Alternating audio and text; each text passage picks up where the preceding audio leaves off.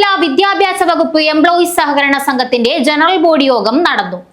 മെമ്പർമാരുടെ മക്കളിൽ അക്കാദമിക മികവ് നേടിയവർക്കുള്ള അനുമോദനവും സംഘടിപ്പിച്ചു. കാസർഗോഡ് ജില്ലാ വിദ്യാഭ്യാസ വകുപ്പ് എംപ്ലോയീസ് സഹകരണ സംഘത്തിന്റെ ജനറൽ ബോഡി യോഗവും മെമ്പർമാരുടെ മക്കളിൽ അക്കാദമിക മികവ് നേടിയവർക്കുള്ള അനുമോദനവും സംഘടിപ്പിച്ചു. LSS, USS വിജയികൾക്കും മറ്റ് പൊതുപരീക്ഷകളിൽ മികച്ച വിജയം നേടിയ വിദ്യാർത്ഥികളെയും ചിറ്റാരിക്കൽ ഉപജില്ലാ വിദ്യാഭ്യാസ ഓഫീസർ ജസീന്ത ജോൺ അനുമോദിച്ചു. ഞാൻ ഈ സംഘത്തെ കുറിച്ച് കേൾക്കാറുണ്ട്. ജേക്കബ് സാറിന്റെ സംഘമുണ്ടെന്ന് അന്ന് എപ്പോഴും എംജിൻ സാർ എന്ന് പറയും.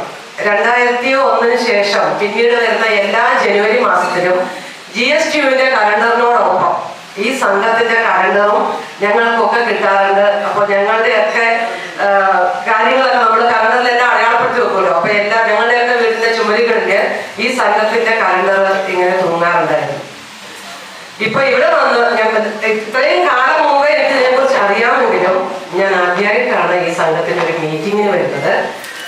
ഇപ്പൊ ഇവിടെ വന്നിരുന്ന് ഇതിന്റെ പ്രവർത്തനങ്ങളൊക്കെ കേട്ടപ്പോ മുൻപ് മെമ്പർഷിപ്പ് എടുക്കാതിരുന്നതിന് ഇത്തിരി ഖേദം തോന്നുന്നുണ്ട്.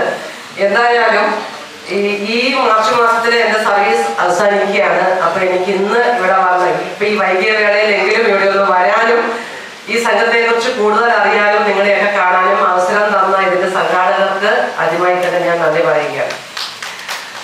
അതുപോലെ തന്നെ കൂടുതലൊന്നും പറയുന്നില്ല. അലോഷ്യസ് മാഷ് വളരെ കുറച്ച് സംസാരിക്കാൻ പറഞ്ഞിട്ടുണ്ട്.